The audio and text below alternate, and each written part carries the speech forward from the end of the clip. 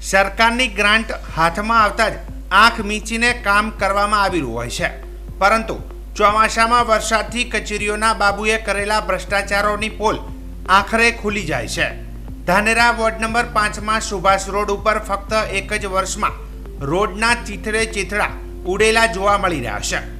ગત ચોમાસામાં રોડનું કામકાજ કરવામાં આવ્યું હતું, જ્યારે વરસાદમાં 14 દિવસ રોડ ઉપરનો સિમેન્ટ ધોવાઈને વહી ગયો હતો, પરંતુ ચીફ ઓફિસરો, એન્જિનિયરો તેમજ સભ્યો સાથે કોન્ટ્રાક્ટરની સબસલામતની નીતિના આધારે તેઓના બિલ પાસ કરવામાં આવ્યા હતા અને સભ્યો પણ ગોદડી ઓઢીને સૂઈ ગયા હતા.